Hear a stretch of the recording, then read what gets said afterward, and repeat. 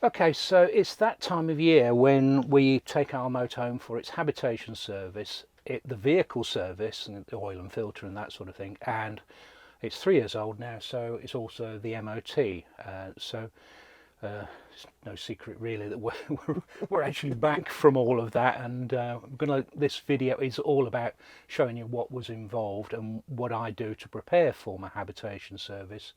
I'll tell you a little bit about what the habitation service is, and what the end result was, all the tests and everything. And we'll tell you how much it all cost. Yeah. Which is the question most people want to know. We'll have to stay tuned for that. So stay tuned. Yeah.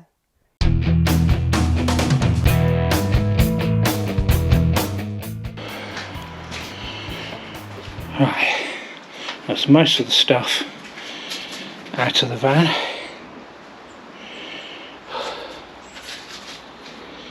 Yeah, it's amazing how much stuff you keep in there.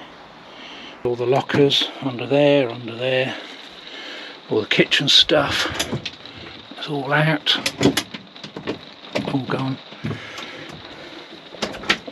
Everything under there, I think, yeah. And much of that you can see, but everything under there and under there, and all the lockers are empty. So what I need to do now is give the van a good clean and it'll be ready to go for its habitation service. So meanwhile, indoors, bought ourselves a new Tassimo, and that's going in the van. The other one started leaking, so I got a replacement. I didn't want to change the make because we've got all the pods gone, the pods, so I'm going to stick with Tassimo. But it seemed to last a couple of years, 3-4 years, which is probably not brilliant really, probably just as the guarantee runs out. But Jenny's got the dishwasher going and she's cleaning up the cups and the cutlery and the glasses. Dishwasher's on at the moment, got all the plates and pots and everything in there, and all our ridge monkey and stuff like that, all going to be cleaned. So it's a good chance to have a really good clean, but just gets the house in such a blooming mess as well. I did a bit of an impulse purchase on the Collapse website, so we've got this it's a water bottle and a feed-in bottle, and I believe that this rubber bit sort of goes round. I can't do it one-handed, but it's got some bowls in here. Let me just pop them up, and they pop up, so you've got 2 bowls. So presumably you could put one food in one and water in the other, or food for 2 dogs if they're happy to eat so close together. Yeah, that's quite neat, and it obviously collapses down and zips up. So yeah, a bit of an impulse purchase, but quite fancied that.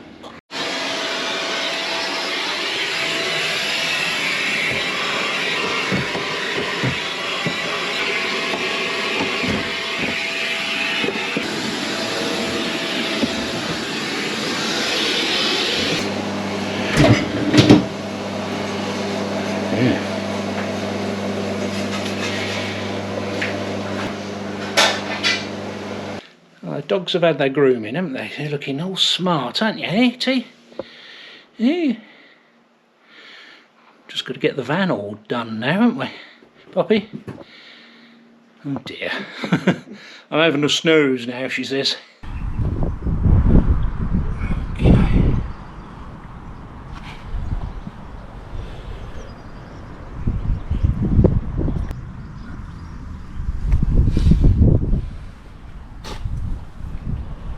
See the mucky windscreen. The cat's walked on it. I don't know.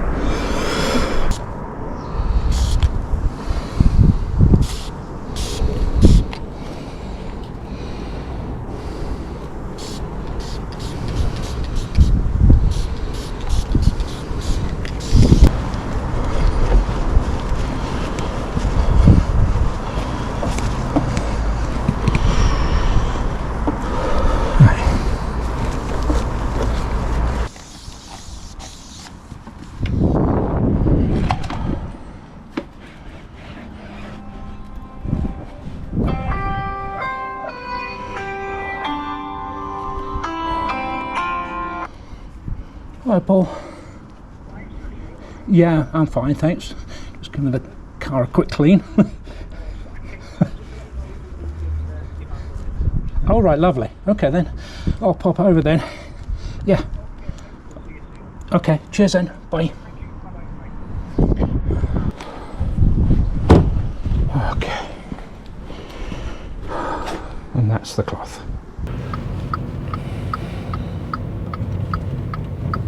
Here we are.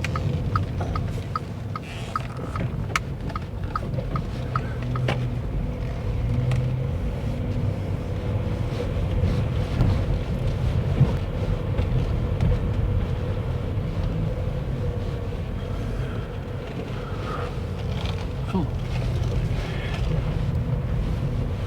Yeah, well, there's the van.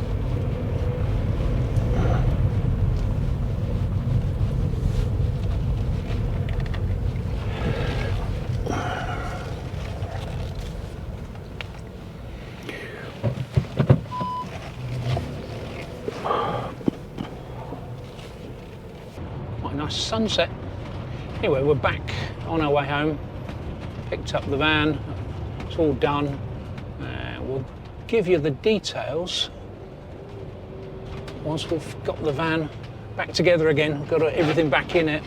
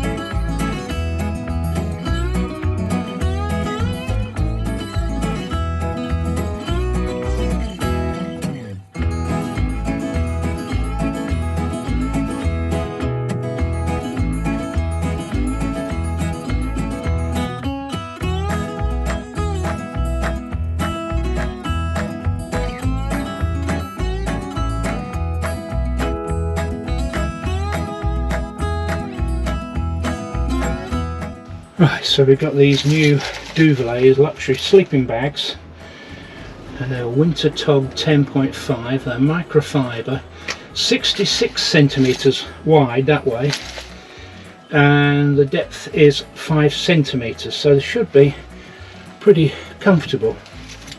So let's get them out, get them on the bed. Come in this handy sort of bag.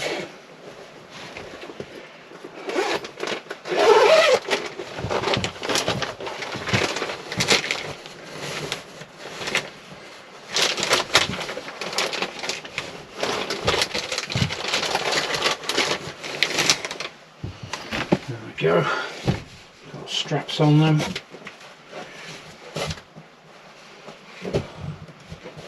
There we go.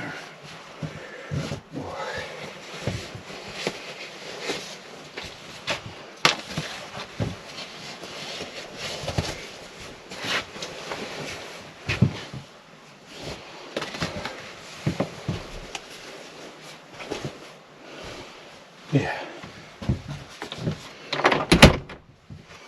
Now, as usual, the they all fit the same way. So what you do normally is you turn them so you can get in and out this way. Let's get rid of the pillows. You have to turn it inside out on this side. Just in case of pushing it round that way. Turn it up the other way.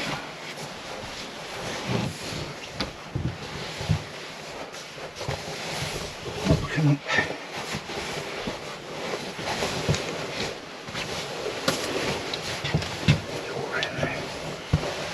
Bit of a wrestling match.